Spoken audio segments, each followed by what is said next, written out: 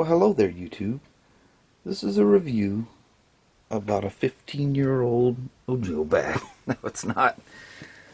I got this thing back in 2001, shortly after I picked up my first DR650 of the last two I had. But this thing has seen a bajillion miles. And anybody that knows these things, it's the old 2150. Like the rep for Ogio comes in, he goes, "Oh my God, a 2150. That thing's absolutely ancient." There's absolutely not one thing wrong with it. Nothing has ever failed on it. It has been a perfect bag from day one. But she's getting kind of long in the tooth and old, and people, there's people that are just like huge bag followers. I'm a bag nut, but I don't go to that extent. But you'd be surprised if people go, "Oh, that's a really old Ogio bag." I'm like, really? How would you even know that? But anyway, before I get to the one I want to show you, and if you watch my daily vlogs, you already got a sneak peek of it. But this is one I picked up, I think right before we went on no, it was after we went on all the road trips. But this is a Pelican that I picked up from one of the vendors at work. And not the best day, it's really not a good daily bag, but a good trip bag. Being a Pelican case, it has a feature that if you can't see it sticking out, you will. But anyway, it's got a huge main bag in it.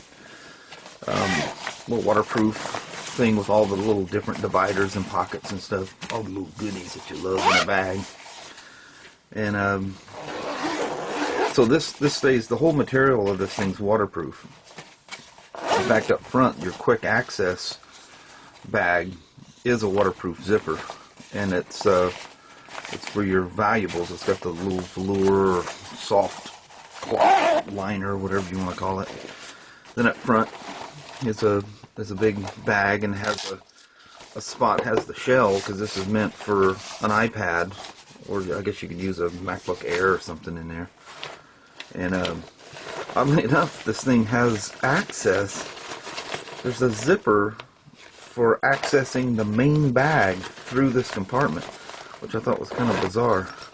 But if there's something in there you just need to reach out of the bottom, you can access it through here. But whatever. Cool bag, but it's not the most comfortable bag. And this doesn't zip, it just folds over and clips. It's got some adjustability to it, but I mean, really nothing. I mean, you got, what, an inch or so. But you can, snug down the sides. It's adjustable to expand out to a huge size. But this is, if I can show this in this limited amount of room I have here. But this is the cool feature to it. It's a freaking laptop bag. And I've got a huge 15-inch Dell that literally fits in this thing perfect. And it's got little pads, so if you were to put, a much smaller laptop in there, you can shim it. It comes with pads made out of this high density stuff. But your laptop will stay in this thing 100% waterproof. And obviously shockproof and everything. But even though they have very important, I've always had this thing about backpacks with a sternum strap. Especially when riding motorcycles, every day, I just usually throw one side over my shoulder and walk around with it. I don't, unless I'm walking around, camping, hiking, or whatever, then I'll use the sternum strap. But that just makes all the difference in a backpack to me. It has a waist strap, but it's removable, and I took it off. And it's got really nice pads that breathe real well, but it ultimately just feels very square. It's not a very comfortable backpack, but it's one that I'll definitely keep. Might be great for trips. Another bag plus a very safe place to put your backpack. And the handle can fold all. Oh, it folds back. I was about to say, I know it folded out of the way, but a nice handle for it. Anyway, this is going to be my daily motorcycle bag. There's a daily bag that I carry. I did the one video on what's in my bag, and that's my daily bag. But in the summertime, when I'm riding bikes all the time, the Ogio is the bag. And this is the potential replacement for it. This is the Klim Crew Pack. And this thing is really, really cool. You know, it's really common for bags to have that soft pocket, and this one does as well. It's got really something thick in there. I don't know why the protection would need to be there. Maybe it's because they figure more valuables would go in here. But it's got a pocket here at the top, which is pretty good size. But what's cool is the thing is really deep. It's going to about right in here. So, you know, I'm sure it's designed for goggles and stuff, because Klim, you know, they kind of have this at snowmobilers and, you know, hikers. You know, it's got a wide range of who it's for. But anyway, nice big pocket there, saying, you know, you can put like your snow goggles and stuff in there. Any goggles, as far as that goes. And this is just the waist strap, which I'm usually not a fan of a waist strap. And it's really important to me, and Klim, should you ever come across this, make that removable. Everybody's doing that now. The waist strap is always removable on any modern bag. And you think of all people, Klim would do that, but as you'll see here in a minute, it's not. The clip up front is kind of cool. They're two separate ones, which is kind of a unique thing. But I'll show you one cool thing right out of the gate. A tool bag. Now, how cool is this? You could stack a bunch of stuff in this thing for the little trinkets you don't want falling around. But look at all the spaces for putting wrenches and screwdrivers and God knows what in that thing. How cool is that?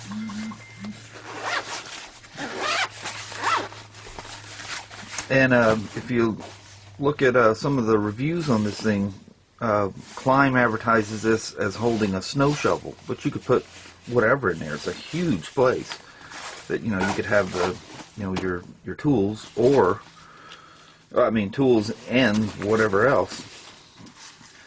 And it's because, you know, it's likely to have like a snow shovel in there. It breathes real well, so you could put like wet things down in there, old something like swimming trunks or something. You can drive down the road and they dry out while you're going. And anyway, you got a front bag, and not real big on little trinkety pockets at all. I mean, most of these things are just open bags, nothing in them. No little, you know, spaces, you know, for pins and whatever, you know. I'm a big fan of having the little pockets inside bags, because if you're just throwing it all in one hole, it ends up just being a mess. But in all fairness, that's kind of how I've been running the Ogio. There's not a lot of little bags in that either. And then you got this one pocket, and it does have a place where you can put like a laptop or something in there to keep it separated. And it's a nice big deep hole there. And then, of course, you have the main pocket, which is just a great big huge cavity. I mean, that sucker is huge. Get tons of stuff in that thing.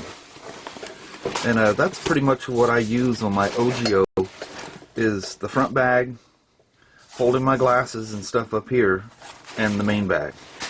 With this one, I have the addition of a third spot, plus a place for tools and trinkets, and, you know, knowing me, I'll probably have like GoPro things stuck in there more than tools.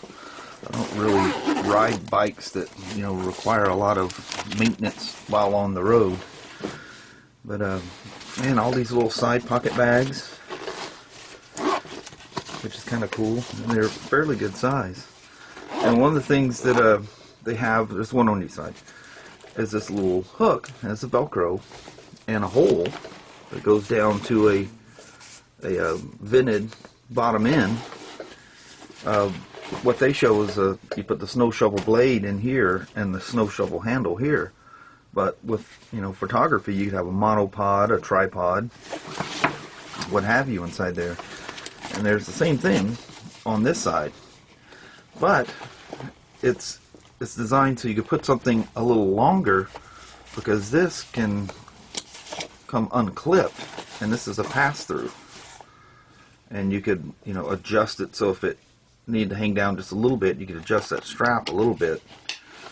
There's not a lot of adjustability there, but just ideas. And there's that other pocket on this side. And then you got the hooks, which are cool.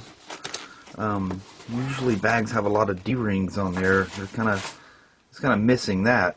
The Ogio has D-rings on it that come in very handy. But you could probably get away with doing stuff with the loops there. And then on the back, it is quite comfortable. But here's what I was talking about, is that freaking waist strap that is non-removable. If I decide, and I haven't totally decided I'm going to keep it, but if I do, ultimately I'll cut these things out. I know, I always say I'm going to try them, and then the same thing happens every time. I get fed up with them and cut them out. But kind of sad thing about cutting that thing out is there's a nice quick little access, you know, toll roads, you know, any little quick thing that, you know, you don't want to take your backpack off, just something quick, you just reach down your right hand side and grab it. So it'd be a shame to cut that out. And the other problem when you're riding a bike, you know, and this is things around your waist, this could potentially scratch the hell out of a gas tank. And that's a huge buckle. But one of the things, it has a trick up its sleeve. This is a nice little touch too. This is an emergency whistle. It's built into that. But hiding inside this, I don't know what you use this for. I think it's for what I'm about to show you, because this can be moved around. Inside here is a fleece line hydration tube. And you can take this, the bag out, and you can have it external. And I think ultimately it's for this to get packed in to keep it clean while you're bombing along, if you have it on the other side. But the magic of this fleece thing is if you're snowmobiling or whatever, the water doesn't freeze in your tube. And that would probably work in reverse, you know, in the heat of summer. It would somewhat help, but the heat I rode in the last couple of years, that water just would be boiling hot and you'd never be able to drink it. But the hydration pack resides in a little cubby in the back here.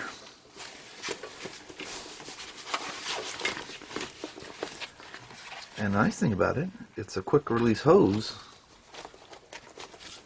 and you velcroed in the top here. You can just take the whole bag out, or you really don't have to velcro it off there. You can just slide it out and take it with you. Now I guess you'd have to unvelcro because that's tied to it. But great big hole for filling it, and it's watertight. It's guaranteed for life. But the nice thing about it is it's big enough you can turn the thing inside out and wash and dry it. It's a 3-liter capacity, and that's a ton of water. That backpack would be crazy heavy with 3 liters of water in it. But that, you know, I actually brought a hydration pack with me last year. Was that the year before? I don't think I brought it last year. Yeah, it was the year before when we went to St. George, went to Utah, went to Zion and everything. Never got a drop of water in it. In fact, the mouthpiece is still sealed up in it. Anyway, that's a cool addition to it. That's really neat. Let me shove this back in here right quick.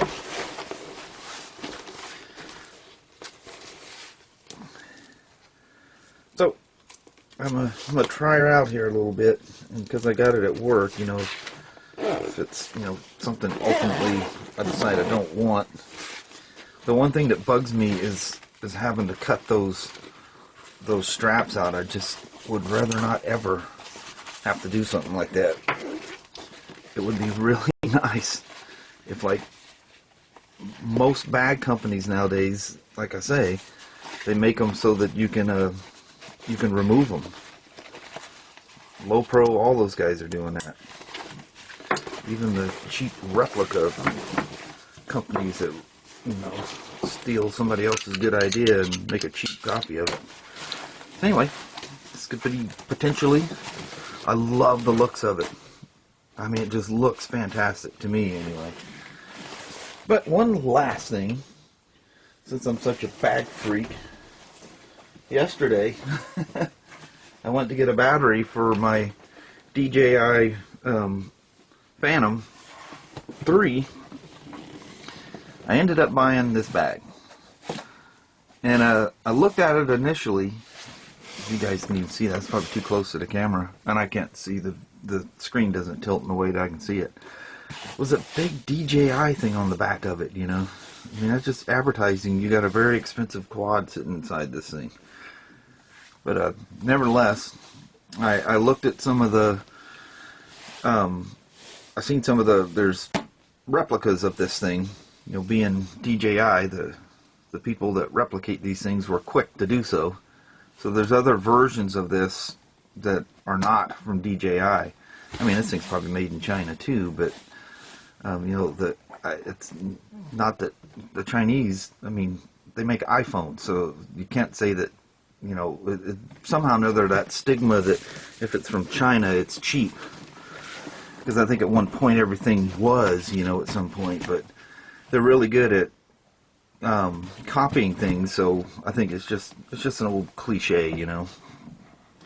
But anyway, there's Chinese or other countries replicating this thing, and it's not the real deal. And from what I can figure out, it the replica ones seem to be pretty much fine, except for I guess the zippers are not of the best quality. But anyway, it's one of these form-fitted, molded deals that hold the quad in there like perfectly. It's molded to hold the quad, which is fantastic. I got my little freebie Tab 4. I took it out of its sup case because I can see it in the daylight, and I do like the bigger screen, even though the resolution, my iPhone and Note 5 have a higher resolution than this thing, but still, it works good, and it's something I don't use all the time, so I can just leave it in the backpack. And it's, you know, it's cellular and everything else, so just one extra thing you could have out in the sticks. You know, I can have cellular data, you know, when you're outside of Wi-Fi. Now I done move something in the way down there. Oh, yeah, I just screwed that up. But anyway, that was the one last thing. I wasn't planning on doing a review on this, but it does fit. The one thing is it's smaller and it's easier to use as a backpack. I'm not sure what I'm going to do with the Low Pro one that I initially got for it. I may keep it. I may take it back. It's Best Buy. You know, they're really good at letting you return things, but ultimately, this is probably the case that this thing will stay in forever. I'll probably never take it out, so I need to figure out what I'm going to do with the Low Pro one. But anyway, there's I initially was just going to show you the climb, but I gave you the full meal deal. I am a bag freak. Honest to God, I see bags and backpacks in stores, and Kelly goes, "Oh no, I got to go over there and check them out," you know. But you would not believe how many different camera bags and backpacks I have. I'm just kind of a fanatic. You know, some people their thing are shoes and whatever. Mine is bags of any kind. But anyway, that's that for I'll probably call this thing the Bag Freak video or something along those lines. There's a little insight to the mind of a bag freak. I hope you guys enjoyed this. And I hope you're having a wonderful weekend, because it is Saturday right now. You know, it'd be whatever time when you watch it, but I hope you're having a wonderful day and everything's going great for you. And we will chit chat with you later on. Take care now. Bye bye.